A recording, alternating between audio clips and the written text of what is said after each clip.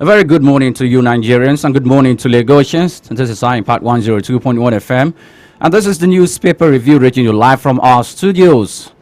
I am Oyinpriye Krumale. Lots of stories on the front pages of the newspaper, and the Sudan conflict persists as the rescue of Nigeria begins today. Esther Kalu is here. Good morning, Esther. Good morning, Krumale. Good morning, Lagos. Good morning, Nigeria, and everyone watching us online. Good morning to you. It's a beautiful Wednesday morning indeed, and the papers today, quite a number of stories from politics to what is going on in Sudan and many more, especially the evacuation of Nigerians in Sudan. That's also one major topic that is on the news today. But there seemed to be a conversation about Labour Party factions fighting dirty, according to the Vanguard newspaper, and that seemed to be getting a lot of attention from Nigerians. But we'll get to see what is on people's minds today when the phone lines are open. So far, so good. We have just started. It's 7:08. We start at 07:05 a.m. That's 5 minutes past 7. So if you're just joining us, you haven't missed out so much. When the phone lines are open, we'll talk about it. But Krumale, I can't help but talk about the evacuation of Sudan, of Nigerians from Sudan. Yesterday, I was asking the guests why Ethiopia would block passage. And I remember that sometime after the show, while we were having these conversations off air, we discovered that the borders around Sudan are quite delicate. The Sudan border with Ethiopia. Aside Ethiopia, the other bordering nations are not even, they are already having their own security situations, you know. So it wasn't, but the easiest passage that would have been, the easiest in quotes, should have been Ethiopia. However, the part of Ethiopia where they have to travel through is Tigray, which, you know, if you've been following the news, for those listening, of course, you know that Tigray has had their own crisis for a long period of time. So it made sense to see that those that, you know, they are coming to meet to ask for help are saying that, look, we already have our own situation to deal with. But it's beautiful to see how things unfold, and how diplomatic relations as well, how these relations go a long way after some time. But when the phone lines are open, we'll get to hear the top headlines on the minds of people. Yes, that's it. And yes, the evacuation of Nigeria. Okay, that's one of the reasons why Nigerians or the Ethiopians were unable to allow Nigerians pass through without going through the normal security checks, because I believe they don't want to, aggravate the security situation that it's already in existence in their country. Yes, indeed. Well, let's go on a break, and when we return, we'll jump into the business of the day.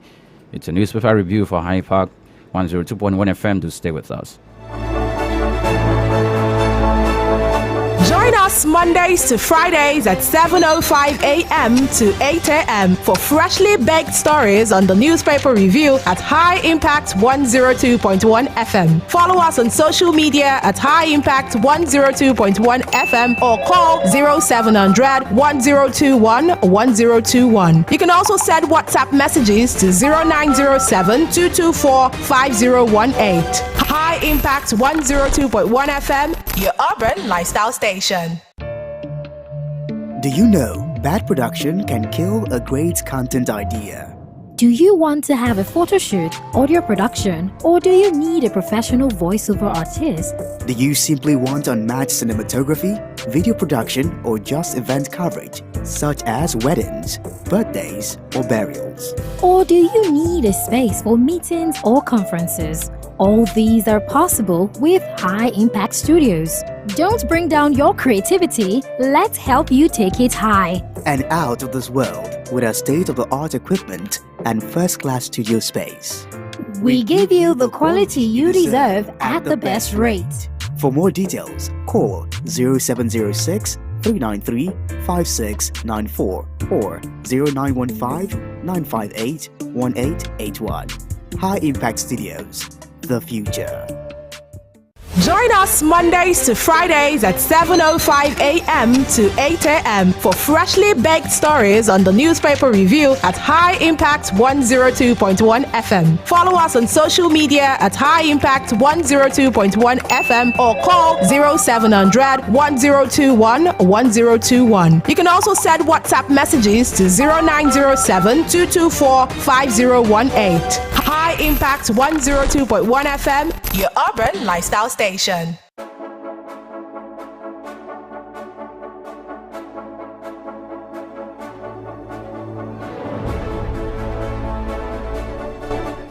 Welcome back to the newspaper review this morning on your urban lifestyle station, High Impact 102.1 FM. We have the Punch newspaper, the Guardian newspaper, the Vanguard and Daily Trust newspaper for us to read out the headlines to you this morning. You can also let us know what top story is on your mind. We start with the Punch newspaper this morning, and it seems like we are dealing with flooding again. There's a picture of, passengers trying to push a yellow bus out of the flood, and many other vehicles right there. It's a section of the Lagos Abeokuta Expressway in Ogun State on Tuesday, and that's what the situation is. But the major caption starts with Sudan conflict evacuation begins today as federal government releases 150 million naira, hires 40 buses. This is on page 2, and the riders following that headline says federal government opposes 9th road trip. Logistic hiccups delayed Tuesday's planned evacuation. And lastly, 3 Nigerian embassy officers escaped death following attacks by Sudan's rapid support forces. That is it on that particular report. Is on page 2. You can do well to read up. Ex-presidential candidates ask courts to stop May 29 inauguration. That's on page 7. Assault leads to prosecute spare parts dealer. CP fires DPO. Federal government cuts power firms from national grid. That's also another major story on page 10 on the Punch newspaper. Above the nameplate, we have National Assembly leadership. Tinubu, NWC meets contestants. And also on page 2, federal government and U.S. firms sign MOU on $15 billion rail project. Lastly, on the front page of the Punch newspaper, Buhari and President-elect governors mourn renowned journalist in Nahoro. That's on page 20 on the Punch newspaper. You can let us know your top story this morning. You can call us 0700 1021 1021. That's the number to call, or you can send us a WhatsApp message 0907 224 5018. That's 0907 224 5018 for WhatsApp.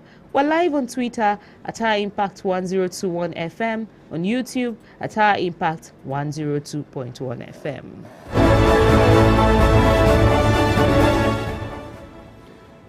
Welcome back. Now let's go to stories making the rounds on front page of the Vanguard newspaper. On the front page of the Vanguard newspaper says, polls, Obi's case threatened as Labour Party faction fights dirty. Obi's case threatened as Labour Party factions fight dirty. Some writers of that story says Apapa seeking to scuttle Obi's petition against Tinubu, that's Abure. Then puts judiciary and DSS, police, others on notice. It's cheap blackmail, says Apapa. And those are the writers of that central caption. Now, on top of the Vanguard newspaper, we have some headlines there. The first reads, how Nigeria can use Jagba syndrome for economic development. That's coming from the World Bank. That story is on page 19 of the Vanguard newspaper. We are under bandits' siege. Taraba communities raise alarm. We are under bandits' siege. Taraba communities raise alarm. Buhari, Obi, Obaseki, Sanwo-Olu mourn as iconic journalist Peter Enauro dies at 88 in London. Moving on, UTME candidates' parents decry system malfunction, technical glitches. That's on page 7 of the Vanguard newspaper. And the Niger Delta leaders list sections of PIA for immediate review. Niger Delta leaders list sections of PIA for immediate review.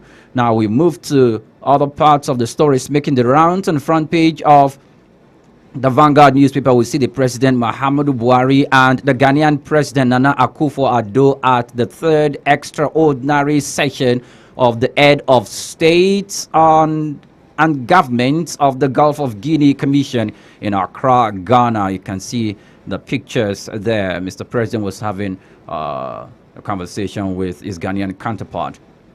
Moving on, Sudan. Evacuation delayed as federal government warns Nigerian students against dangerous journeys. Then, dual citizenship doesn't disqualify anyone born in Nigeria from contesting elections. That's coming from Oandoka. And in sports, can anyone derail Guardiola's bullet train? Then other stories, PSC approves appointment and posting of 12 commissioners of police. The Police Service Commission approves appointment and posting of 12 commissioners of police. And Nigeria spent $195 million in 2021 to tackle piracy in the Gulf of Guinea, says Buhari. Economic costs of malaria in Nigeria may hit 2 trillion naira in 2030. That's coming from the federal government. Those are the stories making the rounds on front page of the Vanguard newspaper.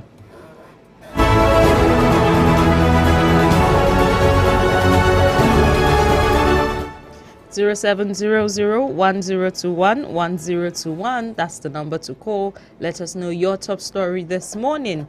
0907-224-5018. That's the number to send us a WhatsApp message. From the Vanguard newspaper, we move very quickly to the Guardian newspaper.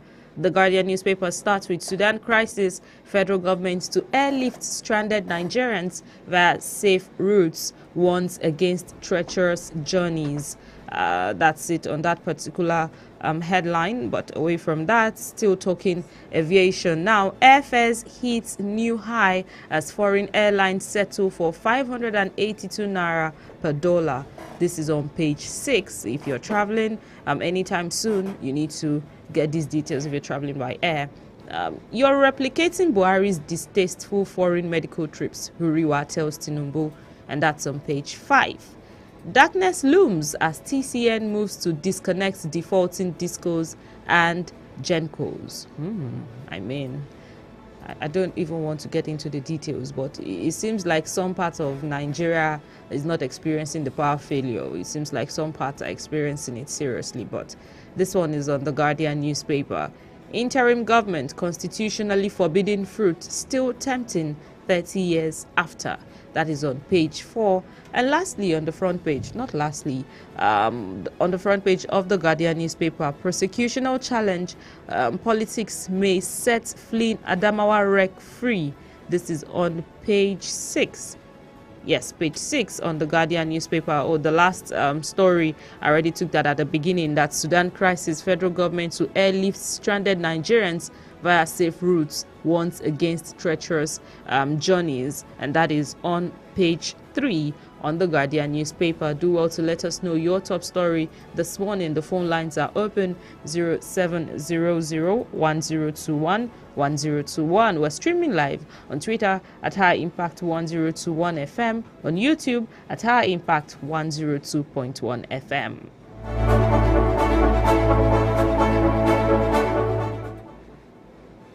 And off we go to stories making the rounds on front page of the Daily Trust newspaper. On the Daily Trust newspaper, the central caption says 96% of female candidates crash out. 96% of female candidates crash out. There are 3 riders to that story. 1,553 vie for positions. 72 win. Women clinch 3 Senate, 14 reps, 48 state assembly seats. Money, culture, religion against us. That's coming from candidates. It's a disaster for political inclusion. That's coming from Curry. Those are the riders to that central caption, which says 2023 elections, 96% of female candidates crash out. At the topmost section of the Daily Trust newspaper, federal government yet to begin evacuation of stranded Nigerians in Sudan. Federal government yet to begin evacuation of stranded Nigerians in Sudan. Moving on, malaria. Nigeria faces 2.8 billion naira economic burden. That's coming from the federal government. Malaria, Nigeria faces $2.8 billion, I beg your pardon, $2.8 billion economic burden. Senate presidency, Barau Akpabio, others intensify lobby, visits Tinubu. Senate presidency, Barau Akpabio, others intensify lobby, visits Tinubu. That story is almost in all newspapers today. 29 abducted as kidnappers invade Federal Capital Territory village. 29 abducted as kidnappers invade Federal Capital Territory village. And May 29, Kano, Kaduna, Federal Capital Territory, others get new commissioners of police. EFCC arraigns Ondo Speaker and two others over 2.4 million naira fraud. EFCC arraigns Ondo Speaker, two others over 2.4 million naira fraud. Then we can see the faces of some of the women that contested for positions during the elections. For the 2023 just concluded elections. And look at, yes, those are the stories making the rounds on the front page of the Daily Trust newspaper. Yes, you can let us know your top story 0700-1021-1021. You can call us or you send us a WhatsApp message 0907-224-5018. That's the number to send us a WhatsApp message. On Twitter, High Impact 1021 FM. On YouTube, High Impact 102.1 FM. Krumale, we are due for a break, but I can't help but observe that we're not talking about fuel subsidy today. It seems like there's a season that it becomes really strong, or it seems like some matters topple it, and then after some time it becomes popular again, and then we go back to it. Yeah, well, it's because it's not on the front pages of newspaper doesn't mean the thing about fuel subsidy is completely out of the domain of conversation and public discussion. Yeah, it's there, and stakeholders are continue to having conversations. We have a caller. Good morning. Your name and where you're calling us from, please. Hello. Good morning. Yes. Good morning. Good morning. Welcome. Your name and where you're calling us from, please. Yes. I'm calling from Barepo. Okay. Your name, please. You might need to stay. You might need to turn. You might need to turn off your radio so that we can interact. Okay, I just did that now. All right. Thank you. So, what's your top story? Okay. Thank you. Thank you very much. I'm deeply touched about Nigerians in Sudan. Okay. And I know that the Punch newspaper mentioned that federal government has earmarked 150 million and has hired forces. Yes. And I also listened to Vanguard and Guardian talking about airlift. Yes. I am very concerned because a very reputable company here has actually volunteered to airlift Nigerians for free a couple of days back. And up to now, the last newspaper you read still says that nothing has been done about the lives of these students. And I remember this was the same thing that happened during the Ukraine and Russia war. And it's concerning for me that our country don't value lives, especially these young men and women who have gone to that country to study or for businesses. And I'm talking to the authority in charge that we don't need to waste time. I can't imagine going to Sudan with buses to go and evacuate Nigerians. You saw what happened with the 3 Nigerian embassy staff that they escaped. So you can imagine what's going to happen with these people when they are coming in their buses, how they will not be attacked on the road. And once the company has volunteered to lift them up, what is stopping these people from being lifted out of that country, for God's sake? Okay, I'm really according to the about Guardian newspaper, there will be an airlift the Punch newspaper told us there'll be buses. The Guardian newspaper told us there'll be airlift. So if there'll be multiple means to different means to pull them out, that's what we're getting on the report today. And also, I would like to put in that the airlift will not take place in Sudan itself, because you can remember that some days ago France tried to lift up their citizens from Sudan, and they were shot by one of the factions, the warring factions. So probably the federal government is adopting another strategy to use buses to ferry Nigerians to close by Egypt and Cairo. Then we can have airlift from Cairo where there is no crisis or war there. Yeah.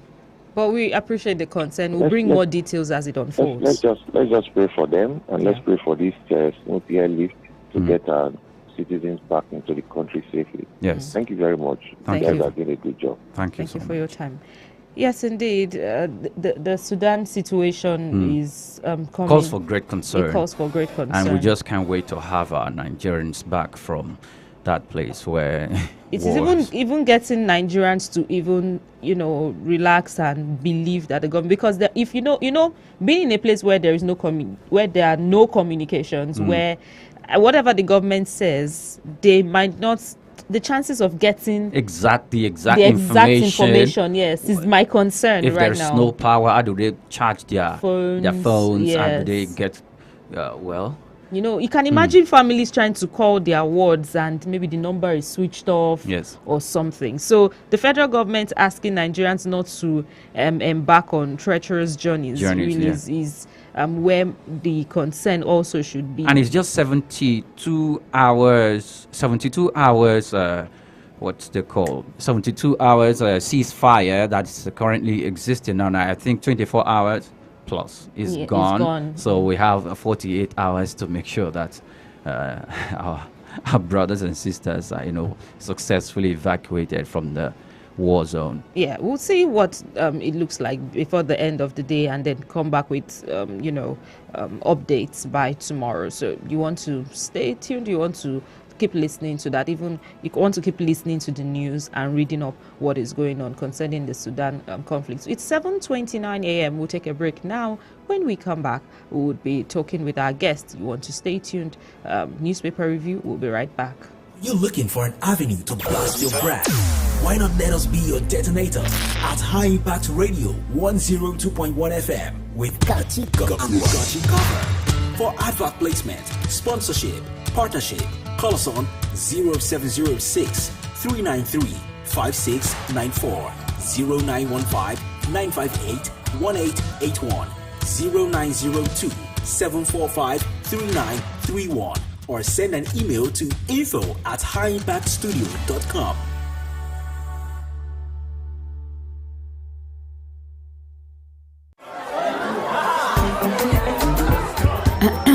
Let's bring the party to you in your comfort zone. All the party where them they do for Lagos City. Food, drinks, music, and all kinds of fun fare are now available for fun lovers on Aria Express. Every Saturday, 3 p.m. to 5 p.m. only on High Impact 102.1 FM. Well, this Saturday, they will know we show up. Me, I am ready for the party. Oh yeah, I want all this party. I go really early, oh, I know your story. Join us Mondays to Fridays at 7:05 a.m. to 8 a.m. for freshly baked stories on the newspaper review at High Impact 102.1 FM. Follow us on social media at High Impact 102.1 FM or call 0700 1021 1021. You can also send WhatsApp messages to 0907 224 5018. High Impact 102.1 FM, your urban lifestyle station. Let's bring the party to you in your comfort zone. All the party where them they do for Lagos City. Food, drinks, music, and all kinds of fun fare are now available for fun lovers on Aria Express. Every Saturday, 3 p.m. to 5 p.m. only on High Impact 102.1 FM. Well, this Saturday, they will not be show up. Me, I am ready for the party. Oh yeah, I want to be smart. Oh. I go really early. Oh, I know your story. Do you know bad production can kill a great content idea? Do you want to have a photo shoot, audio production, or do you need a professional voiceover artist? Do you simply want unmatched cinematography, video production, or just event coverage, such as weddings, birthdays, or burials? Or do you need a space for meetings or conferences? All these are possible with High Impact Studios. Don't bring down your creativity, let's help you take it high. And out of this world with our state-of-the-art equipment and first-class studio space. We give you the quality you deserve at the best rate. For more details, call 0706 393 5694 or 0915 958 1881. High Impact Studios, the future.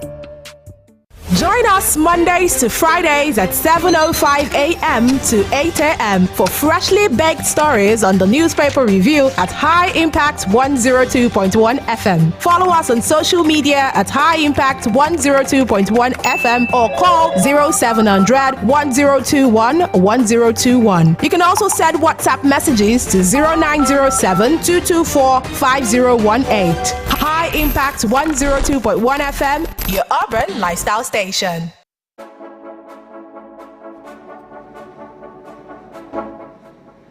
Welcome back to your urban lifestyle station, High Impact 102.1 FM. It is the newspaper review. We'll be talking about the major headlines on various papers. Our guest, Sheson Kwade, is here with us, a public affairs analyst and a financial expert. We'll be discussing the headlines together this morning. Good morning, and thank you for joining us on the newspaper review.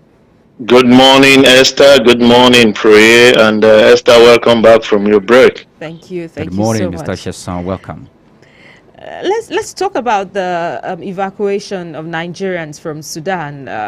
Yes, evacuation begins today, and federal government, according to the Punch newspaper, releases 150 million naira to hire 40 buses. Let's talk about, this evacuation process. So far, so good. Has it been, in your opinion?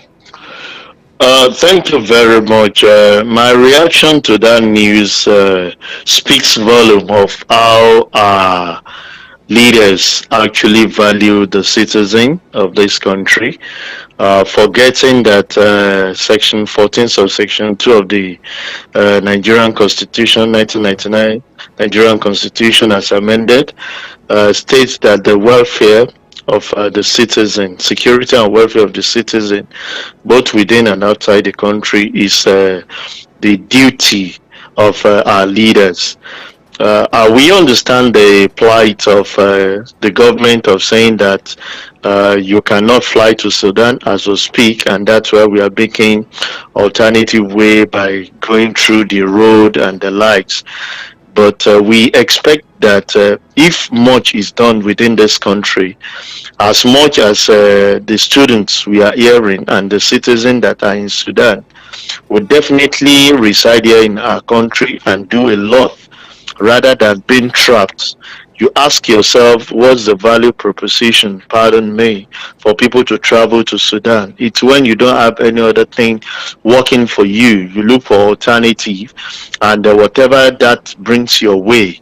Like we always say, traveling is traveling. Whether you go to Lome, it's an international trip. You go to Sudan, it's an international trip.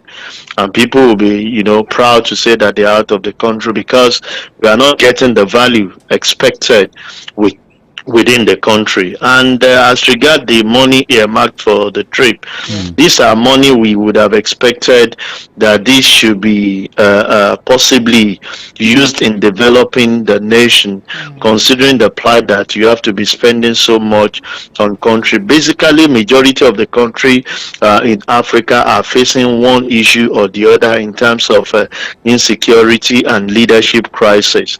And that's why we feel that if we regard ourselves as a giant of Africa, the government should try and do more in such a way that our young ones will stay back within the country to give their value that is expected, of which they are going to gain by good education system rather than them traveling everywhere. This we faced when we had it in Ukraine.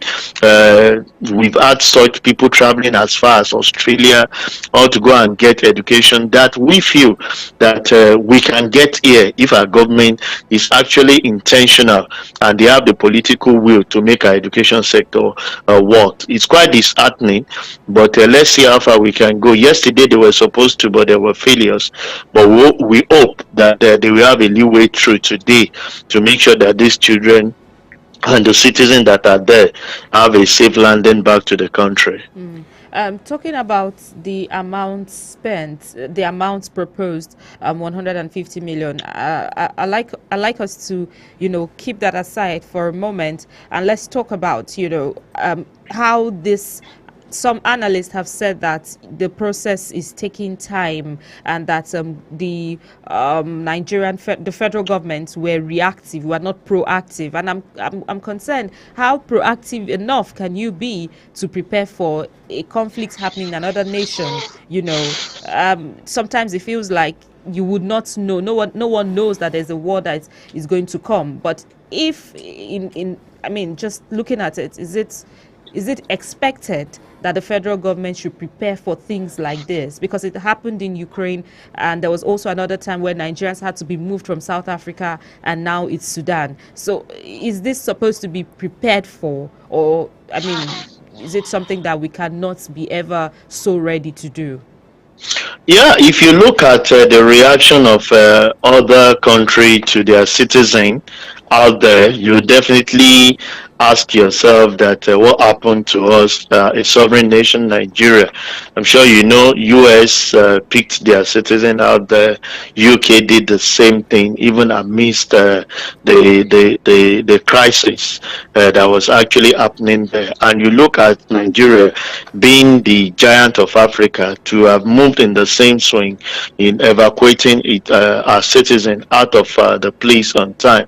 But be that it may, I want to believe that if we follow news critically, you will know that issues was actually roaring in Sudan, and it would have been very proactive of a nation to have prepared in case anything happened to move out their citizen within 24 hours.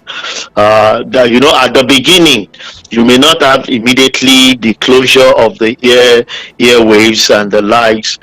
You would have swung into action and prepared that.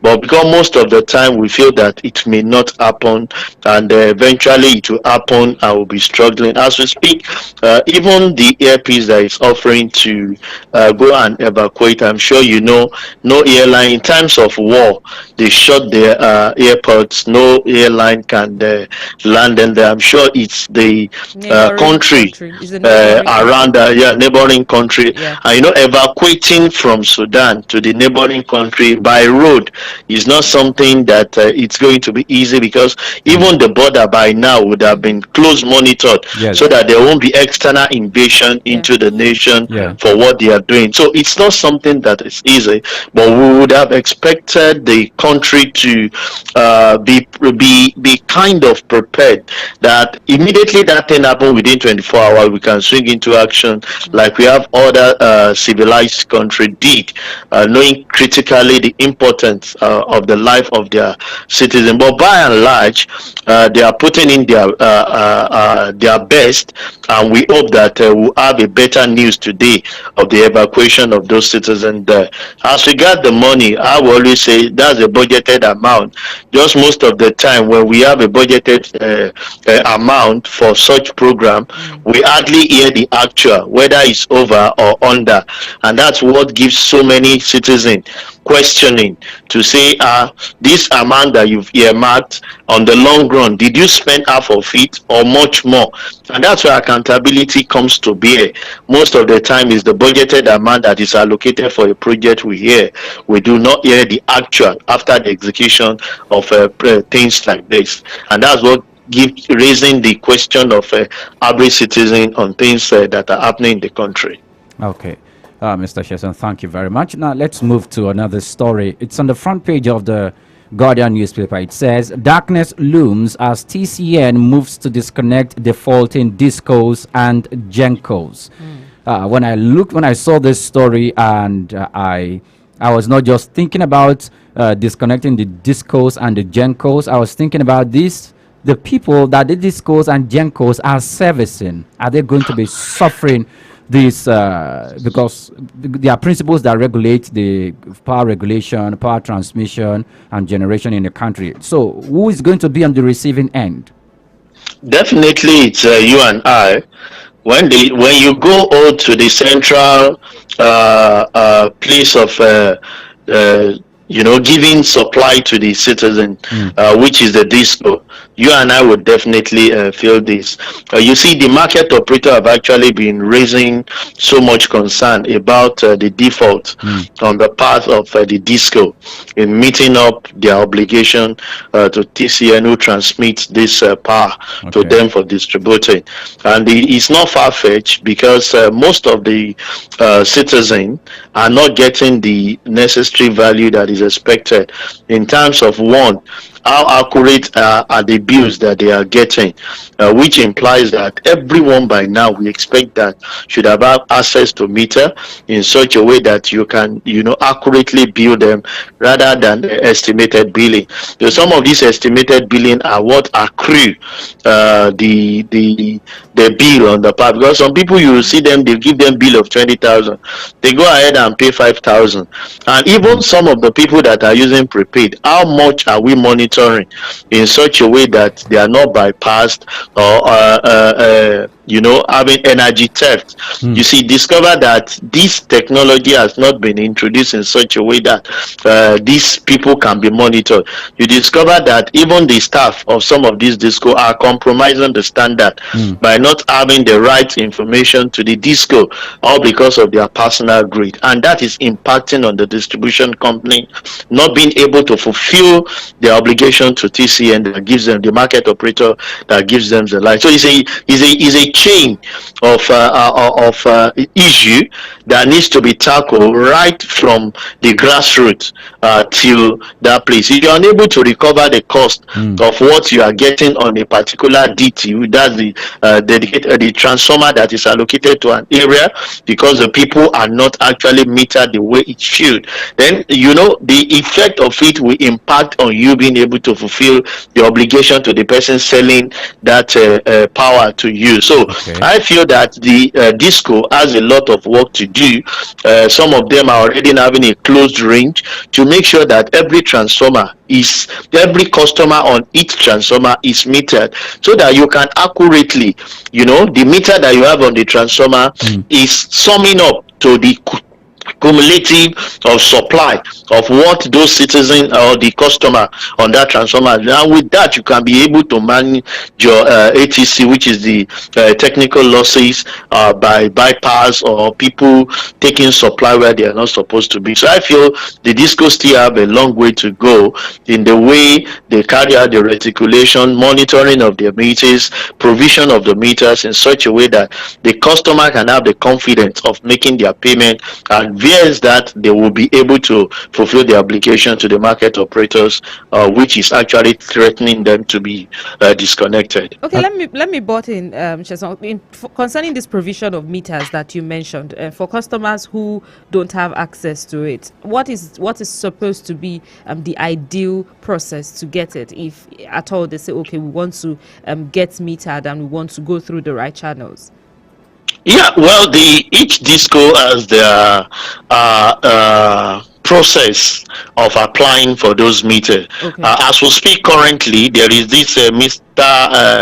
Asset Providers, which we regard to as MAP, that works in conjunction with the disco in selling meters to the consumer. But I know sometimes ago the federal government came up with the NMMP, that's the mass metering program, in such a way that meters are given to customers for free. And some of us in that line has been seeing it as counterproductive, productive in the sense that I pay for meter, my neighbor is getting the meter for free. How do you just oppose the two? And that's how everybody will be asking you that we are waiting for the free meter. But there is no, you see, there is no free thing even in Freetown. That meter is being paid for by someone. So what stops us of giving the flat one, say everybody go and pay and buy the meter based on the process that each disco has put in place? I know people actually using MAP, getting that payment, and within 45 days or thereafter, some of these meters are installed by the disco. So you discover that if we follow that process, it won't be too standard of saying free meter or meter. If there are people that cannot afford the procurement of the meter, we can have issue of microfinance bank, having an handshake with the disco or the MAP in such a way that they can provide those things, and they can spread the payment, maybe instrumental payment, maybe for 6 months, for 1 year, where they recoup back their cost from the people as they make a purchase of the token every month. But I feel we need to go the right path of making sure that everyone is metered in such a way that we can all have understanding of what we are using, and let there be proper monitoring to pick as many that will be defaulting, either by bypassing, so that at least that will serve as deterrent to others that may want to go that route. I am tempted to know the guidelines that these discos and the gencos were flouting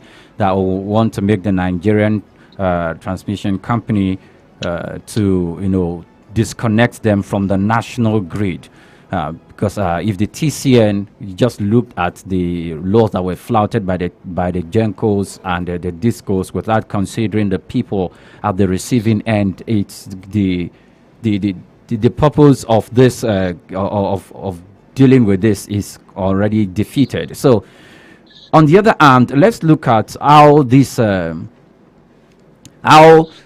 you talked about energy theft within these meters that they buy. Is there still a possibility for power to be stolen from one's meter? Yeah. There are loopholes that some of these customers try to do. I would say in connivance with maybe people that have worked in the sector that understand how some of this thing works. But some of the meters that we have now are so smart in such a way that when you even touch the cable, you enter into tamper. And when it enters into tamper, you will not be able to have supply. There is a sensor in it. It shows the meter that somebody is trying to touch the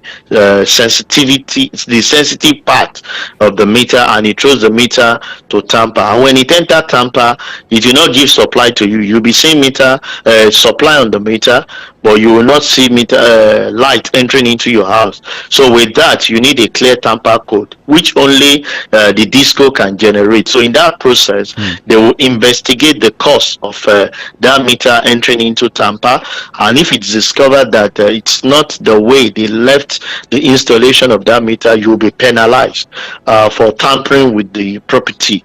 And that's why you've seen instances where some of these meters are installed on high wall in the houses, some on the pole, so that you will not have interference to some of those meters. Instances where you do, you might face the penalty, and it's a humongous fine that you will be expected to pay, loss of revenue and penalty for actually touching the asset of the disco.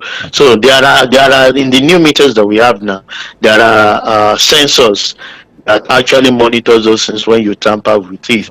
But we've always been encouraging the disco in such a way to have a trustworthy staff that monitor those things, that when you catch them, you don't just go back and take things and do the settlement, but you should be able to report it to the organization in such a way that you can generate revenue for the disco and not for yourself. Okay.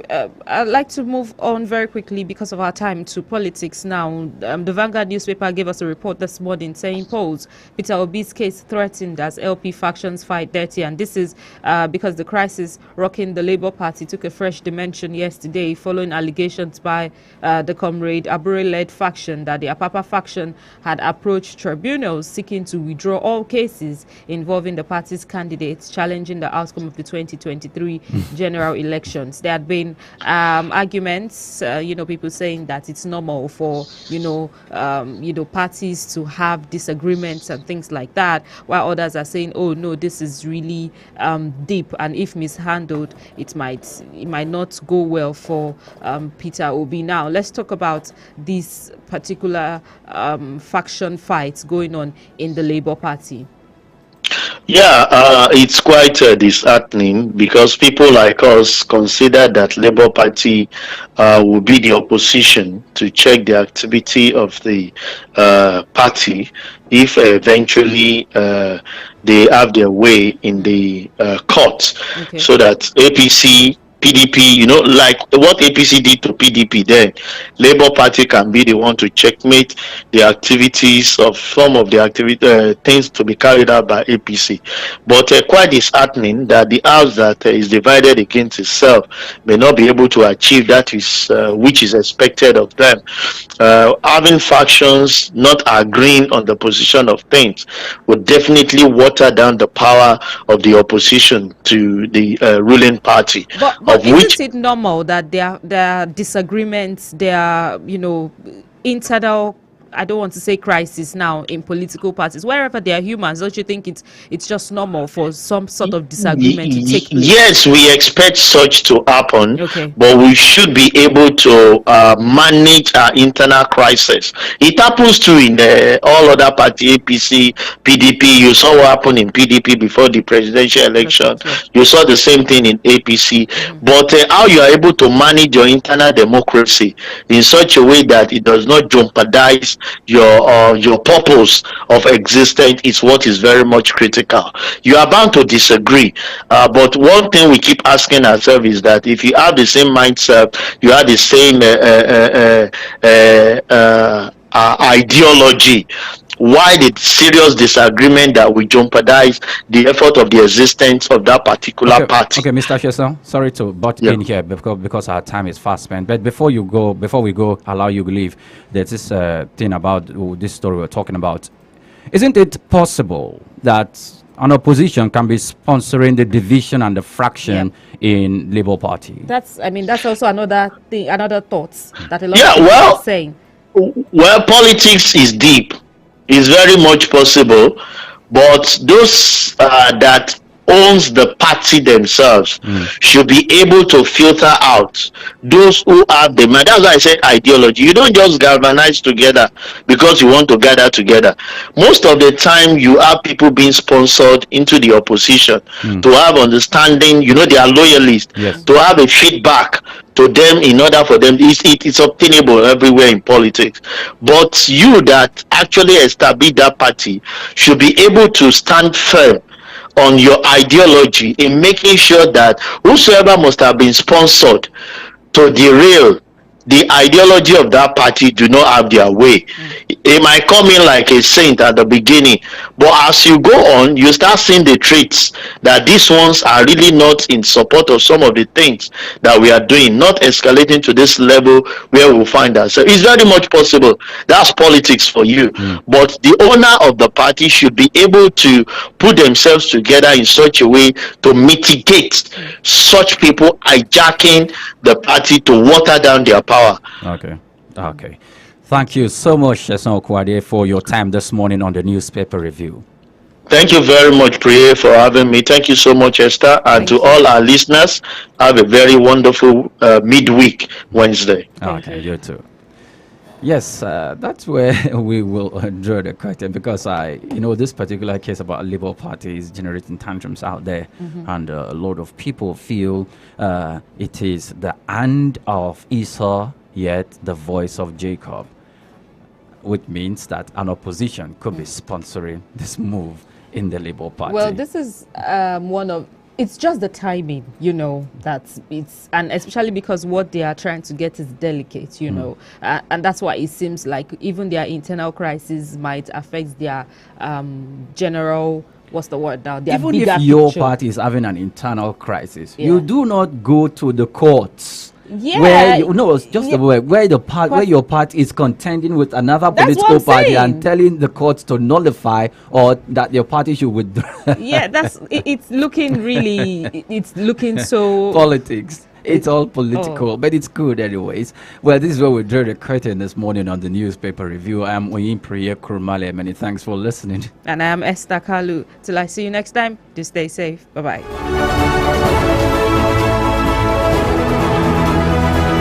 Let's discuss big stories from the dailies that caught your attention during the week on The Big Five. Every Saturday from 7 a.m. to 8 a.m. on High Impact 102.1 FM. To share your